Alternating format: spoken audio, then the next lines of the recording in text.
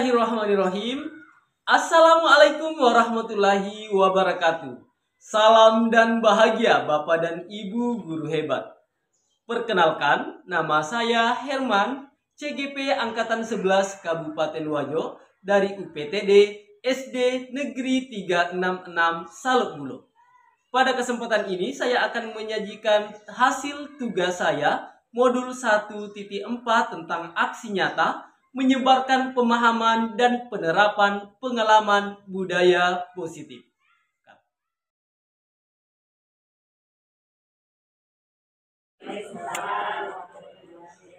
Alhamdulillah wa syukurillah, segala puji hanya milik Allah, teriring salawat dan salam semoga tetap tercurah limpahkan kepada baginda Rasulullah Muhammad SAW. Bapak dan Ibu yang saya hormati, sebelumnya saya atas nama pribadi mengucapkan banyak terima kasih atas partisipasinya Bapak dan Ibu untuk meluangkan waktu bersama di tempat ini, dan tentunya dalam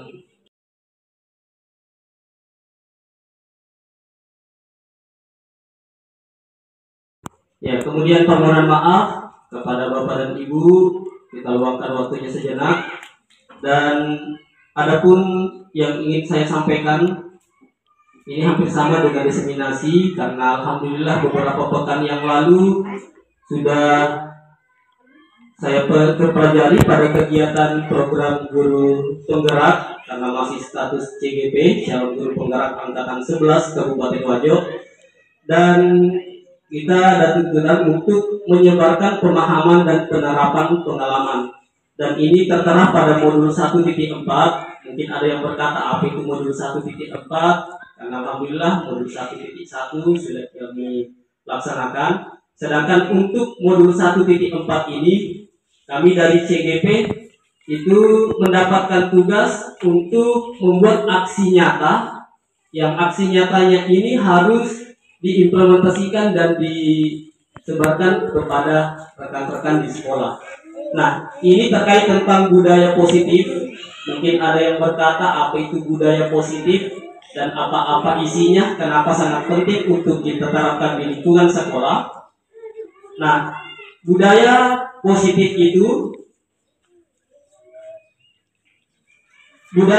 itu pada intinya ada 8 item.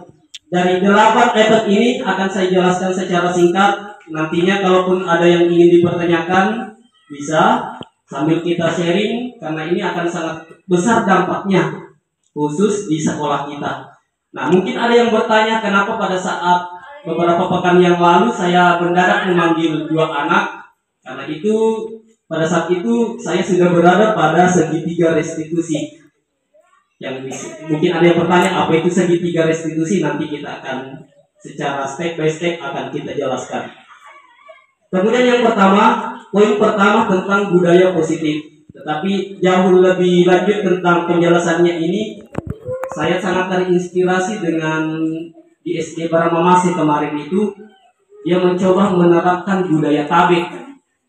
Makanya kemarin saya sempat sama Pak Baso itu, ada salah satu guru pada saat melu latihan anak-anak ini parade, anak-anak setiap ada yang lewat pasti gurunya mengatakan elo tabek ki, karena ternyata itu adalah budaya kita.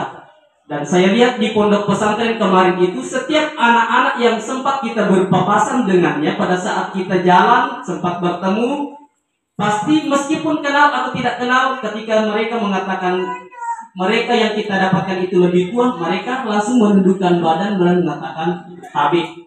Mungkin satu item yang patut kita contoh untuk sekolah kita, karena kita anak-anak gue kadang ke kantor, ke kelas, berjalan saja tanpa mengucapkan kata tabik ataukah menundukkan sedikit badannya sebagai bentuk penghormatan. Jadi mungkin ini yang akan kita budayakan sebagai item pertama. Anak-anak setiap berjalan bertemu dengan siapapun di sekolah ataupun di luar sekolah, kita upayakan untuk membiasakan anak-anak kita minimal membuka badan atau mengucapkan kata tabik. Sampai anak-anak kita lewat saja tanpa membiasakan mengucapkan kata tabik. Nah, tentang pendidikan saat ini, perubahan paradigma positif, poin pertama, mungkin sudah Bapak Ibu sudah tahu, bahwa pembelajaran dengan paradigma baru merupakan pembelajaran yang dirancang berdasarkan prinsip pembelajaran berdiferensiasi. Baru kemarin saya Pikom, ternyata baru saya paham betul bahwa pembelajaran berdiferensiasi itu seperti apa. Dan ini akan kita rancang di kurikulum saat ini dan akan kita terapkan. Nanti akan saya jelaskan. Sehingga peserta didik belajar sesuai kebutuhannya. Makanya pembelajaran berdiferensiasi itu adalah pemenuhan kebutuhan anak. Karena setiap anak itu punya karakter yang berbeda, keunikan yang berbeda, kemampuan yang berbeda. Sehingga berdasarkan tahap perkembangan sesuai teori psikologi modern untuk mewujudkan profil pelajar Pancasila. Nah, mungkin ini sudah kita paham tentang kemandiriannya, gotong royongnya, kebinekaan globalnya, kemudian berimannya, kemudian bernalar kritisnya, kreatifnya. Ya, saya tidak tahu yang lebar, saya jelaskan tentang bernalar kritisnya, kreatifnya. Ya, saya tidak tahu yang lebar, saya jelaskan tentang pelajar Pancasila. Nah, kemudian selanjutnya ada yang disebut dengan teori kontrol. Nanti akan kita jelaskan. Nah, teori kontrol, apa yang saya tayangkan ini yang pertama stimulus respon tentang dunia, kemudian teori kontrol tentang dunia. Jadi realitas kebutuhan kita sama, realitas kebutuhan kita berbeda. Ini artinya apa? Terkadang pada saat kita mengajar, pusat pembelajaran itu berpusat pada teacher center, ekonomi guru. Nah, tanpa terkadang melihat ternyata ada anak-anak kita memang memiliki kebutuhan yang berbeda. Makanya teori kontrolnya adalah realitasnya kebutuhan kita berbeda. Ini yang harus kita tanamkan. Makanya pada saat kita memberikan pembelajaran ekonomi dibawa guru tanpa memperhatikan ternyata anak-anak kita memiliki keunikan karakter yang berbeda. Sehingga pada saat pembelajaran tidak serta-merta berpusat kepada guru, tetapi harus berpusat juga kepada peserta didik, dan itu diutamakan kepada student center. Kemudian semua orang melihat hal yang sama, dari kontrolnya setiap orang memiliki gambaran yang berbeda, dan seterusnya. Kemudian disiplin positif. Nah, ini juga akan kita terapkan insya Allah. Disiplin berasal dari kata disiplin yang artinya belajar. Disiplin mengacu pada disiplin diri yang memiliki tanggung jawab terhadap apa yang dilakukan berdasarkan nilai-nilai yang diyakini. Nah, ini juga yang banyak. Disiplin positif merupakan salah satu cara penerapan disiplin yang bertujuan untuk menumbuhkan kesadaran serta memberdayakan peserta didik tanpa imbalan, penghargaan atau reward, ancaman atau hukuman. Nah, ini yang terkadang kita sering lakukan, bahwa ternyata untuk mendisiplinkan siswa secara manusiawi sebenarnya itu dalam pembelajaran CGP kita tidak boleh mengiming-imingkan anak-anak hadiah. Tetapi kemarin sempat saya bantah, maka kalau kebiasaan saya itu yang saya terapkan sebagai bentuk motivasi. Tetapi apa yang dikatakan oleh fasilitator saya, bukan PP, dari fasilitator mengatakan kalau teori yang kita pelajari tidak sesuai dengan apa yang Anda dapatkan, silahkan terapkan apa yang Anda dapatkan sambil menyesuaikan teori yang kita dapatkan. Karena terus terang kemarin sempat saya katakan bahwa memberikan reward kepada peserta didik, saya katakan itu adalah salah satu jalan untuk memberikan pembelajaran yang terbaik untuk peserta didik kita. Ternyata itu dianggap kurang baik. Nanti akan kita lihat bagaimana penjelasannya. Kemudian nilai-nilai kebajikan. Nilai-nilai kebajikan tentunya sudah jelas sesuai dengan profil pelajar Pancasila. Bagaimana mewujudkan toleransinya, rasa hormatnya, integritasnya, mandirinya, menghargai. Tentu ini akan kita tanamkan di dalam lingkungan kelas dan sekolah kita. Nah, selanjutnya kita akan membahas tentang kebutuhan dasar manusia. Dan untuk selanjutnya, poin selanjutnya adalah kebutuhan dasar manusia. Ini juga cukup penting untuk kita pahami. Kenapa anak-anak kita sering mengatakan, sering kita bahasa kasarnya, nakal, ngebetalak deh, mapa kereng-kereng, sering mengganggu temannya, datang terlambat, malas mengerjakan tugas. Nah, semua perkara masalah yang ditimbulkan oleh siswa ternyata itu dalam teori yang saya pelajari ternyata ada kebutuhan dasarnya yang tidak terpenuhi. Misalnya, anak-anak kita menangis di kelas bertengkar. Nah, ternyata ada kebutuhan dasar yang dimiliki oleh anak yang tidak terpenuhi. Bisa saja karena kurangnya kasih sayang di lingkungan keluarga, bisa saja karena faktor ekonomi. Makanya ini kita dituntut untuk memahami lebih awal setiap ada masalahnya siswa, kita harus tahu dulu.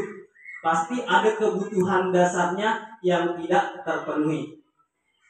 Sebelum saya lanjut, sedikit saya refleks tentang salah satu video yang ini sempat saya kirim kemarin, meskipun singkat dan tidak terlalu jelas penjelasannya, tetapi ini cukup bisa menjadi contoh bagi kita, meskipun masih sangat sederhana.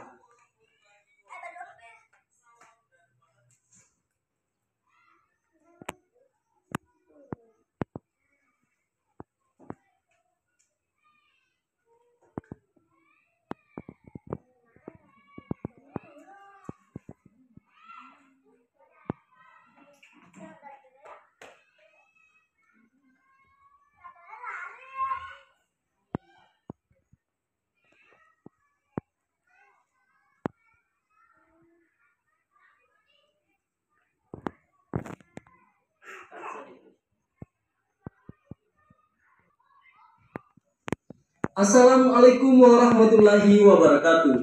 Salam dan bahagia Bapak dan Ibu guru hebat.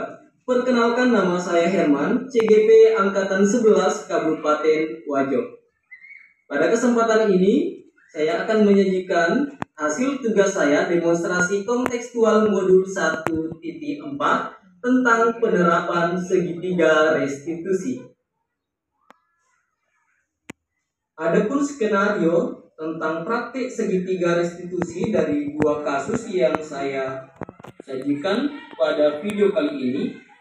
Kasus pertama tentang seorang anak yang bernama Alvis datang terlambat ke sekolah.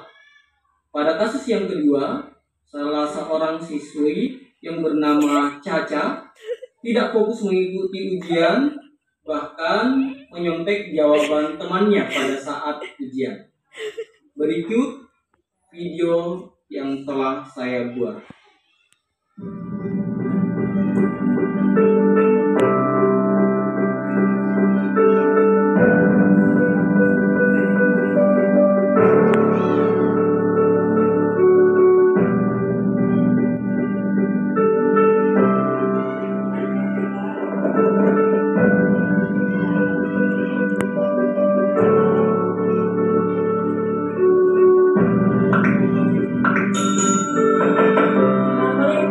Waalaikumsalam warahmatullahi wabarakatuh. Mas Egi.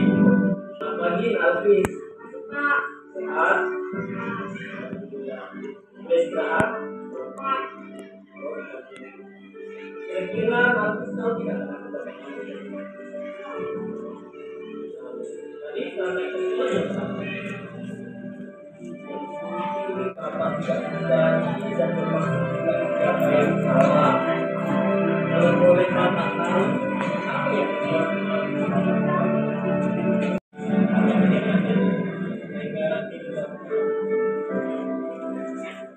Main HP lagi di nonton TV, main HP, tapi tidurnya jam berapa?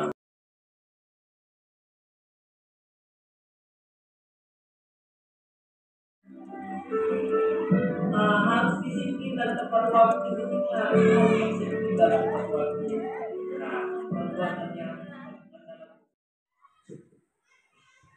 Untuk selanjutnya, kegiatan membuat keyakinan kelas. Guru bersama siswa membuat keyakinan kelas. Nah, ini yang seharusnya kita lakukan Bapak Ibu. Nah, pada saat awal pembelajaran kita harus punya keyakinan kelas. Kita membuat keyakinan kelas. Yang pertama, berdiskusi tentang peraturan. Jadi kita harus berdiskusi dengan anak-anak kita tentang aturan kelas yang akan kita sepakati. Ya. Kemudian kita menyusun peraturan menjadi keyakinan. Ketiga, menempelkan keyakinan di kelas. Jadi yang pertama kita berdiskusi, kemudian yang kedua adalah menyusun peraturan menjadi keyakinan dan itu akan kita sepakati di kelas. Kemudian kita tempelkan keyakinan di kelas. Jadi seharusnya Bapak Ibu misalnya kelas 2, kelas 3, kelas 4 terkhusus juga lebih-lebih kelas tinggi harus menempelkan keyakinan kelas di kelas. Apa yang kita sepakati itu kita tempelkan di kelas. Nah, untuk selanjutnya bagaimana menentukan keyakinan kelas? Lebih abstrak daripada peraturan. Kemudian sedikit saja biar mudah diingat. Tadi itu yang saya katakan, penggunaan kalimatnya jangan, tidak boleh kita ambil bahasa yang lebih sopan. Kemudian berupa pernyataan universal, berlaku bukan untuk satu orang tetapi berlaku umum di kelas, dapat diterapkan di kelas karena ini peraturannya untuk kelas, berarti dapat diterapkan di kelas. Bersedia meninjau kembali keyakinan kelas dari waktu ke waktu, dibuat dalam bentuk positif. Kemudian yang terakhir, semua warga kelas hendaknya ikut berkontribusi dalam pembuatan keyakinan kelas. Jadi semua siswa punya kesempatan untuk berpendapat. Iya, kita kasih kesempatan anak-anak kita apa yang menjadi usulannya, pendapatnya yang akan dijadikan sebagai keyakinan kelas.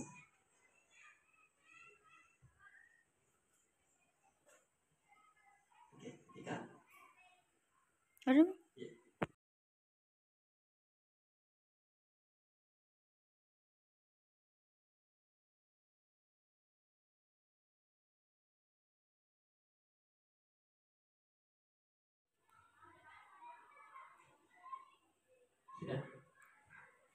Selanjutnya Bapak Ibu yang saya hormati, nilai-nilai kebajikan.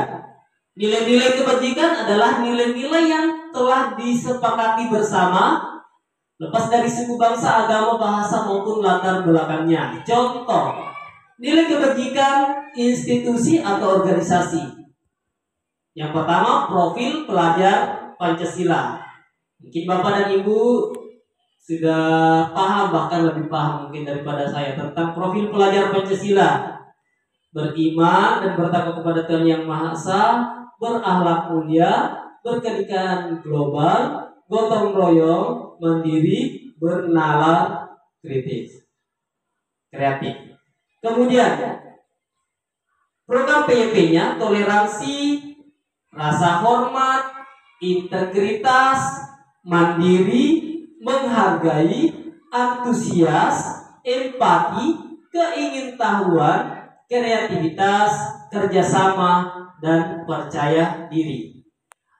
Sedangkan bagian 9 pilar karakter, cinta Tuhan dan segenap ciptaannya, kemandirian dan tanggung jawab, kejujuran atau amanah, diplomatis, hormat dan santun, dermawan, suka menolong, gotong royong, percaya diri, kreatif, dan pekerja keras. Oke, next. Baik, sedikit saya tambahkan Bapak Ibu, mungkin bisa kita lihat di atas tentang 5 posisi kontrol restitusi. Nah, 5 kontrol restitusi. Yang pertama bagian sini adalah motivasi. Nah, motivasi itu ada yang bersifat eksternal, ada juga yang bersifat internal. Eksternal, dan ada juga yang bersifat intrinsik. Untuk motivasi eksternal di sini ada yang beridentitas gagal dan ada yang bersifat identitas berhasil. Ini yang akan kita lihat, mana yang termasuk identitas gagal dan mana yang beridentitas berhasil atau sukses. Ternyata perilaku kontrol yang negatif penghukum dan pembuat orang merasa bersalah berada pada perilaku kontrol negatif. Ini Bapak Ibu, mungkin bisa kita lihat lebih jelas. Kemudian perilaku kontrol yang positif itu teman, posisi kita sebagai teman dan pemantau. Sedangkan kontrol diri manajer. Inilah yang seharusnya kita paparkan, seharusnya kita aplikasikan Bapak Ibu. Jadi saya ulang kembali, penghukum, pembuat orang merasa bersalah, ini adalah 5 kontrol posisi kontrol restitusi. Penghukum, pembuat orang merasa bersalah dianggap sebagai perilaku kontrol negatif. Kemudian posisi teman dan pemantau itu perilaku kontrol positif, tetapi yang terbaik adalah berada pada posisi kontrol diri, yakni sebagai manajer. Kita mencoba melihat guru berbuat ketika posisinya sebagai penghukum, dia menghardik, menunjuk-nunjuk, menyakiti, menyindir. Ketika posisinya sebagai pembuat orang merasa bersalah, contohnya adalah guru berceramah, menunjukkan kekecewaan dalam, itu tadi yang saya katakan, ini yang sering saya lakukan. Menggunakan metode ceramah dan menunjukkan kekecewaan kepada murid. Kemudian,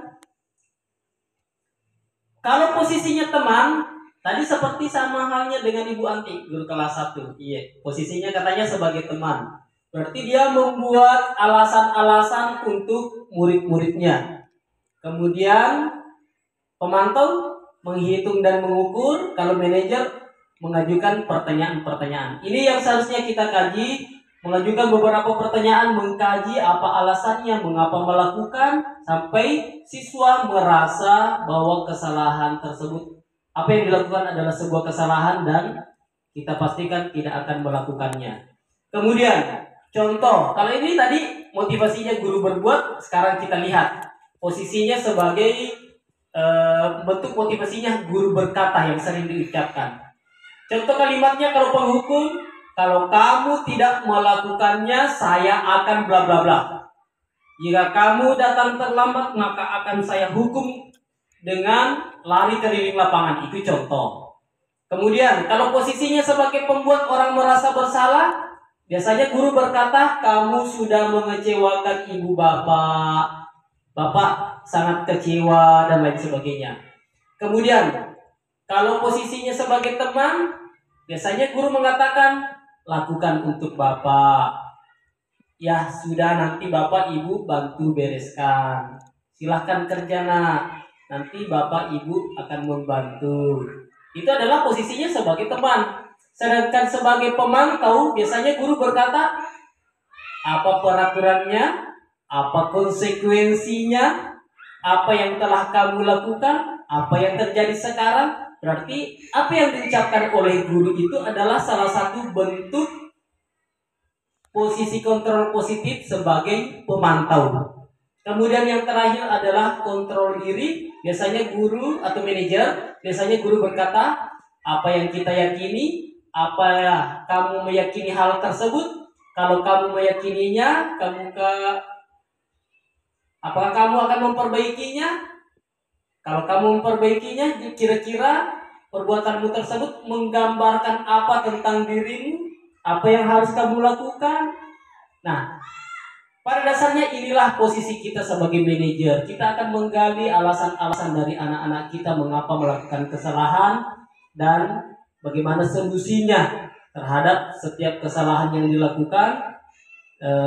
Begitupun terakhirnya nanti anak-anak tidak merasa berbuat salah, tetapi akan membuat sebuah perilaku yang sesuai dengan harapan kita.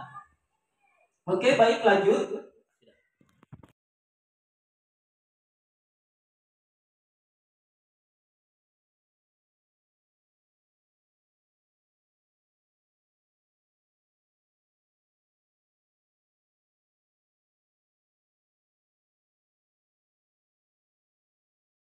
Sudah, siap.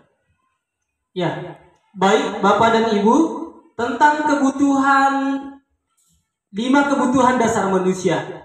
Jadi tentang 5 kebutuhan dasar manusia tadi sudah saya sampaikan. Poin pertama adalah kebutuhan bertahan hidup. Kebutuhan bertahan hidup adalah kebutuhan yang bersifat fisiologis untuk bertahan hidup. Misalnya kesehatan, rumah, dan makanan. Kebutuhan biologis sebagai bagian dari proses reproduksi termasuk kebutuhan untuk tetap bertahan hidup. Komponen psikologisnya pada kebutuhan ini meliputi kebutuhan akan perasaan aman. Jadi perasaan aman itu termasuk kebutuhan bertahan hidup, Bapak Ibu. Kemudian selanjutnya kasih sayang dan rasa diterima. Salah satu kebutuhan dasar manusia yang kedua adalah manusia butuh kasih sayang dan rasa diterima. Kebutuhan untuk diterima. Nah, kebutuhan ini dan tiga kebutuhan berikutnya adalah termasuk kebutuhan psikologis. Kebutuhan untuk disayangi dan diterima meliputi kebutuhan akan hubungan dan koneksi sosial, kebutuhan untuk memberi dan menerima kasih sayang. Nah, ini juga penting karena ini meliputi keinginan untuk tetap terhubung dengan orang lain. Ini yang penting. Siapakah itu? Termasuk teman, keluarga, pasangan hidup, teman kerja, bahkan binatang peliharaan pun dan kelompok di mana kita bergabung itu adalah bagian dari kebutuhan untuk kita dapatkan. Kebutuhan kasih sayang dan rasa diterima. Kemudian selanjutnya ada kebutuhan kebebasan, kebutuhan pilihan. Yang mana disebut dengan kebutuhan untuk bebas, kebutuhan akan kemandirian, otonomi, memiliki pilihan, dan mampu mengendalikan arah hidup seseorang.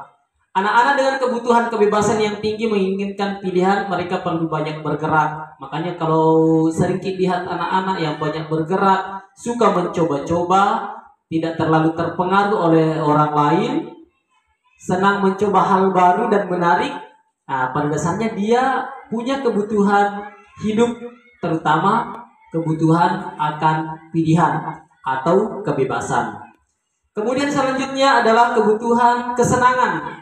Jadi ini adalah salah satu kebutuhan dasar manusia, yang mana disebut dengan kebutuhan kesenangan, Bapak Ibu. Kebutuhan kesenangan itu kebutuhan untuk merasa senang. Kebutuhan akan kesenangan adalah kebutuhan untuk mencari kesenangan, bermain, dan tertawa. Makanya wajar-wajar saja kalau anak-anak kita lebih senang bermain, tertawa, happy-happy, bernyanyi, dan lain sebagainya. Karena itu adalah bagian dari kebutuhan dasar hidup manusia. Mereka bebas berekspresi. Nah, Bapak dan Ibu yang berbahagia, mungkin itu yang bisa saya jelaskan mengenai kebutuhan dasar manusia. Yang terpenting adalah minimal kita pahami betul bahwa 5 kebutuhan dasar manusia. Yang pertama adalah penguasaan, kasih sayang dan rasa diterima, kemudian kesenangan, kebebasan, bertahan hidup. Yang sering saya katakan adalah kapan anak-anak kita membuat kesalahan, bahasa kasarnya, berarti pada dasarnya itu ada pemenuhan kebutuhannya, ada kebutuhan dasarnya yang tidak terpenuhi.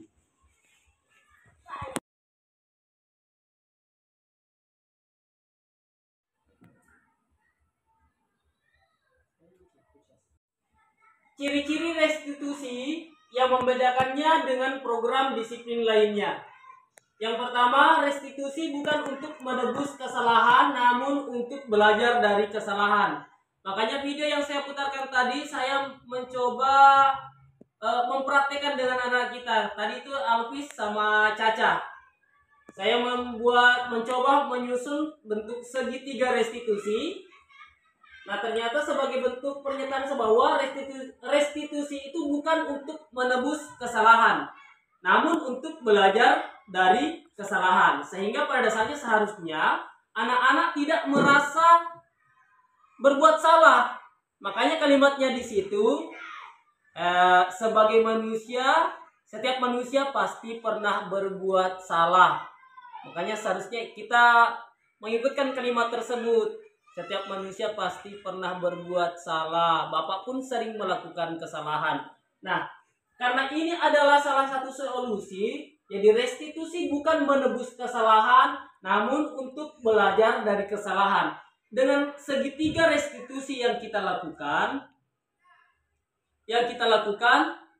kita akan memberikan solusi kepada anak-anak kita terhadap kesalahan yang dilakukan supaya tidak berulang lagi, dan anak-anak meyakini kesalahannya dan tidak melakukannya kembali. Nah, dalam restitusi, ketika murid berbuat salah, guru tidak mengarahkan untuk menebus kesalahan dengan membayar sejumlah uang, memperbaiki kerugian yang timbul, atau sekedar meminta maaf. Karena kalau fokusnya ke sana, ini penjelasannya, maka murid yang berbuat salah akan fokus pada tindakan untuk menebus kesalahan dan menghindari ketidaknyamanan yang bersifat eksternal.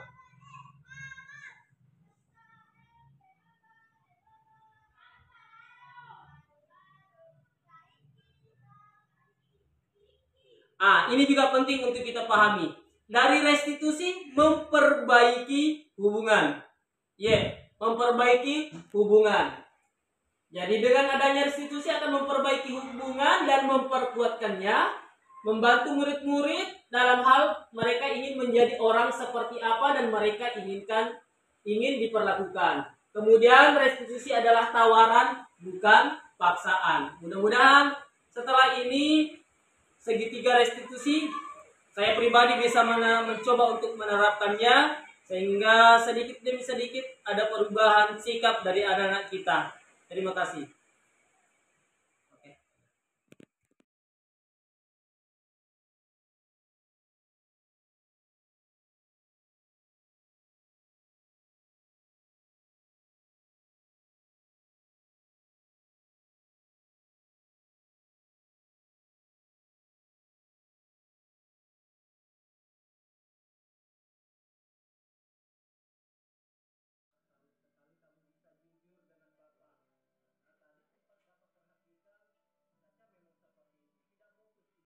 Kita lanjut.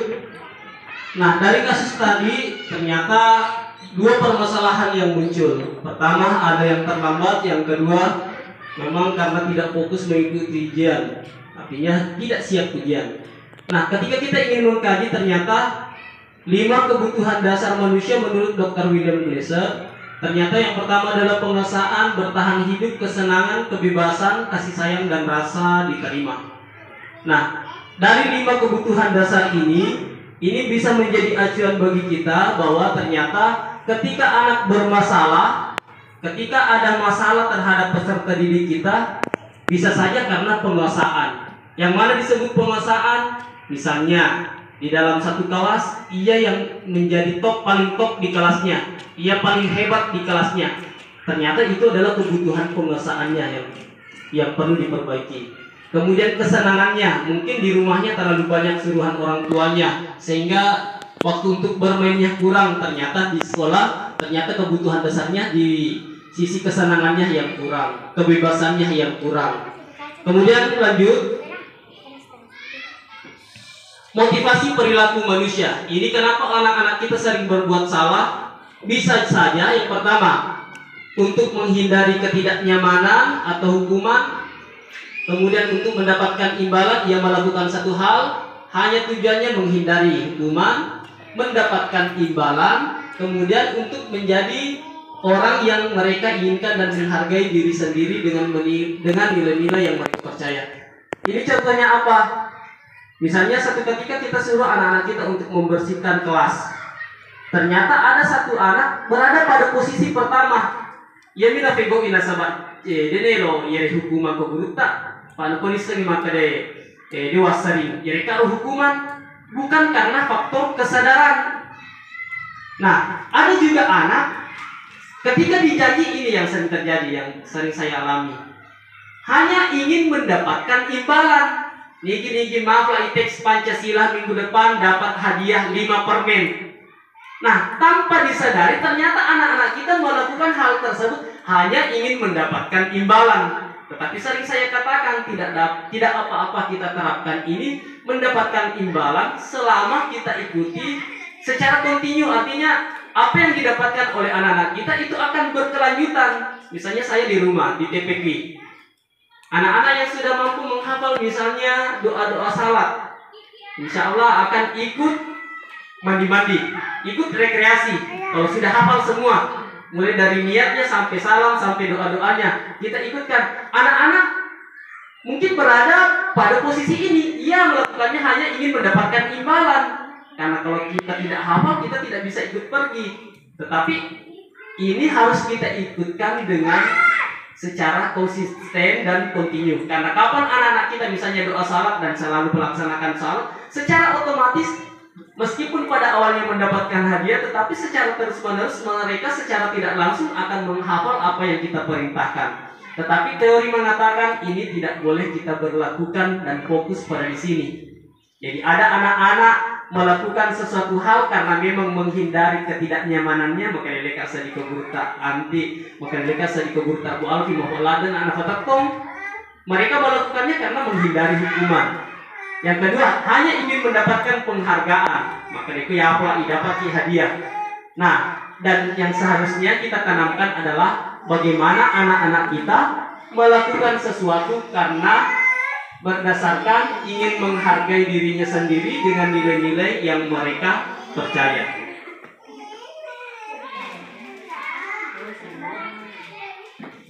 Konsep disiplin dengan identitas gagal, inilah yang sering kita katakan tadi. Kenapa dianggap gagal memberikan penghargaan kepada anak-anak kita? Kalau dari segi hukuman memang sudah jelas.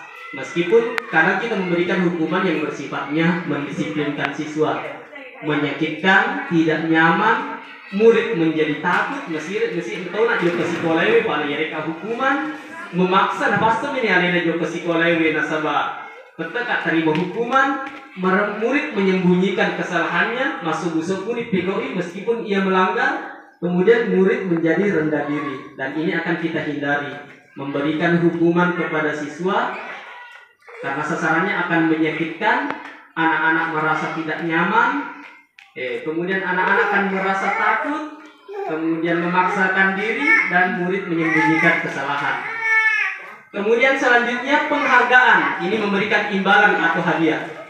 Ini dianggap tidak efektif, itu ya tadi yang saya katakan. Ini nafiko ina sebab tidak hadiah. Kemudian merusak hubungan, karena ini memang pernah saya dapatkan. Si A hafal, si B lambat hafal, iri nih si B ko si A dia nelok dia si warna. Masa kalau nak ini lekku. Ternyata itu salah satu alasannya kenapa memberikan penghargaan atau imbalan kepada anak-anak kita. Ternyata efeknya selain tidak efektif ternyata merusak hubungan bagi peserta didik. Jangan mewesi bawa ya, nulir dan apa ya tugas tak. Jangan mewesi kelompok. Nerdor tu nilai tak ke si kelompok yang aja gitu. Nah ini yang kita khawatirkan, ada sifat iri. Kemudian yang ketiga, mematikan kreativitas siswa. Yang ada mododonge kemampuan nama hafal, hidung punyawa di joko macam magur. Kenapa? Karena kreativitasnya sudah mati, bukan mati sebenarnya. Perlahan-lahan tidak punya lagi semangat untuk ikut belajar. Akhirnya nasiko itu macam mana yang si kelas, tasaratu mana lain atau ini dipahami. Nah inilah yang disebut dengan pembelajaran berdiferensiasi. Ya sengit pembelajaran berdiferensiasi, kita tidak hanya menggunakan satu media, perangkat, tetapi kita menggunakan beberapa perangkat. Misalnya, Bapak Guru dengan menggunakan video. Yang kedua, menggunakan kartu kata. Yang ketiga, dengan menggunakan audio, diputerakan yang nanaknya suara, dan diperdengarkan. Kenapa ini penting? Dengarkan. Kenapa ini penting berdiferensiasi? Karena semua kebutuhan anak-anak itu karakternya berbeda-beda. Kemudian memberikan penghargaan, menghukum dengan sistem ranking. Ini yang sering kita dapatkan. Kenapa di kurikulum Merdeka akan dihapus tentang perankingan? Ternyata efeknya ini, memberikan penghargaan, efeknya berdampak pada sistem ranking. Kemudian merampas hak dan menghargai dirinya. Kemudian Selanjutnya, konsep disiplin dengan identitas sukses. Konsekuensi penguatan jangka pendek, perlu monitoring berkelanjutan, stimulus, murid menghormati peraturan, dan kehilangan waktu. Ini saya langkai. Kemudian kembali ke pendekatan restitusi. Inilah yang tadi saya putarkan, itu yang namanya segitiga restitusi. Bagaimana menyelesaikan sebuah masalah tanpa memberikan beban kepada peserta didik kita bahwa mereka berbuat kesalahan. Jadi restitusi adalah proses menciptakan kondisi bagi murid untuk memperbaiki kesalahan mereka sehingga mereka bisa kembali kepada kelompok mereka dengan karakter yang lebih kuat. Ciri-ciri restitusi bukan untuk menebus kesalahan, memperbaiki hubungan. Kemudian restitusi menuntun untuk melihat ke dalam diri. Kemudian restitusi mencari kebutuhan dasar. Perbedaannya yang sering kita dapatkan, siswa tidak mengerjakan PR. Dari segi hukuman, guru menghukum siswa tersebut hormat bendera 10 menit. Berarti itu kan adalah hukuman. Dia menjawab PR hormat bendera 10 menit. Ataukah kita guru memarahi sehingga murid sampai takut. Kemudian konsekuensi, kalau ini hukuman, ini konsekuensi. Agak lebih ringan ini kalau konsekuensi. Guru memberikan konsekuensi untuk mengajarkan PR saat istirahat atau dikerjakan sebanyak 3 kali lipat. Nah, restitusi ini yang akan kita jalankan. Ini yang akan kita jalankan. Guru menanyakan keyakinan kelas. Makanya sebenarnya dituntut jadi guru kelasnya ada kesepakatan kelas. Ibadahnya anak-anak pakai ada kesepakatan tak mau pakai untuk kelas 3 misalnya atau ke kelas 4. Pakai anak-anak tidak boleh datang terlambat. Ternyata kemarin kita ingatkan jangan menggunakan kata tidak boleh atau jangan. Misalnya kesepakatan kelas kita jangan makan di kelas. Nah, jadi kita ubah kalimatnya, jangan menggunakan kata jangan makan di kelas, makan di luar pada saat jam istirahat misalnya bahasanya. Makan pada saat jam istirahat di luar kelas atau makan di kantin. Yang jelasnya jangan menggunakan, kita garis bawah itu tidak boleh dan menggunakan kata jangan. Jadi dalam IKM itu sebenarnya dituntut itu kita guru kelas buat peraturan kelas.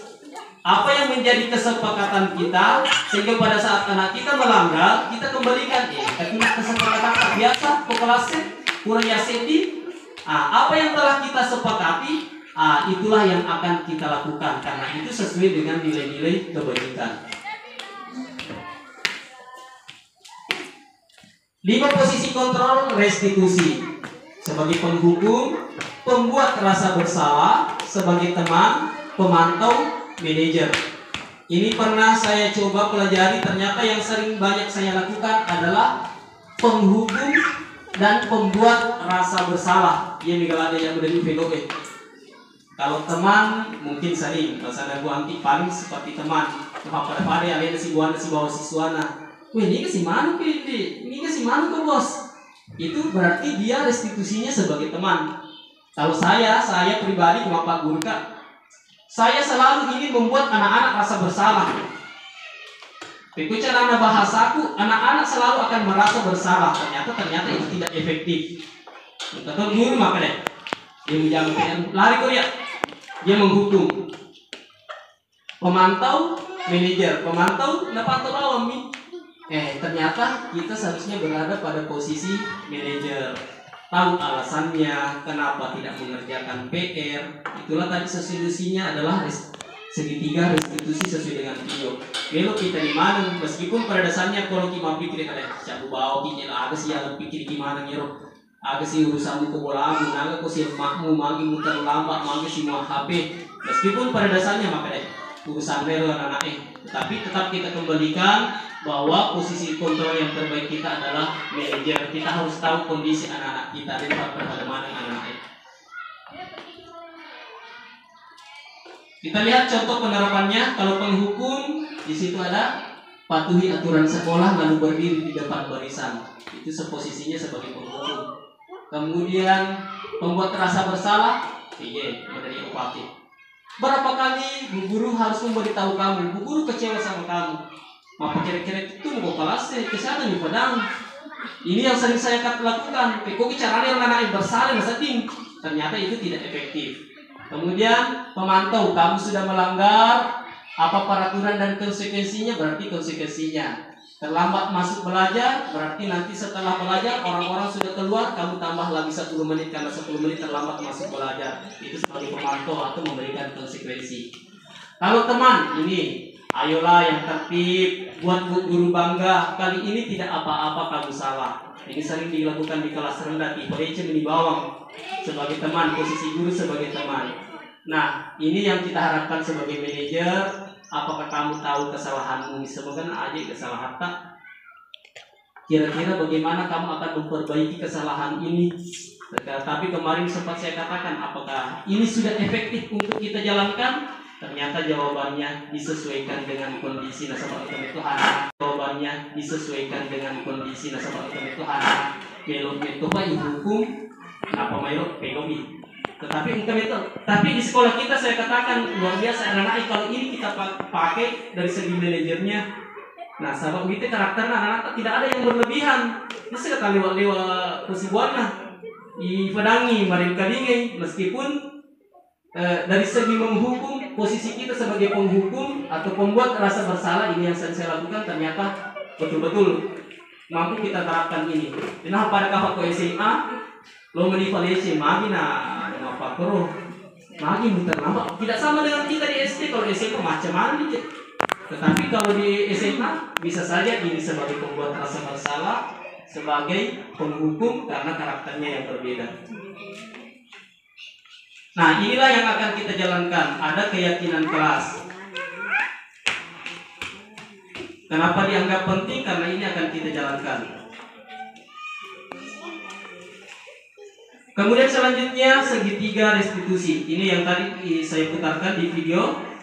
Tahapannya adalah menstabilkan identitas. Tapi ini kalau saya ini bisa kita terapkan di sekolah kita. Tetapi begitu kita sesuaikan dengan kondisi anak-anak kita. Menstabilkan identitas, kita semua akan melakukan hal yang terbaik. Validasi tindakan, semua perilaku memiliki alasan. Kemudian menyiapkan keyakinan, kita semua memiliki motivasi internal. Ya baik Bapak dan Ibu, mungkin secara singkat ini yang sempat saya sampaikan. Terima kasih atas kerjasamanya. Mudah-mudahan apa yang saya sampaikan bermanfaat bagi saya pribadi, begitu pun untuk kita semua, wabil khusus untuk sekolah kita SDN 366 Salobulu. Terima kasih atas partisipasinya, perhatiannya. Saya akhiri dengan ucapan Assalamualaikum warahmatullahi wabarakatuh.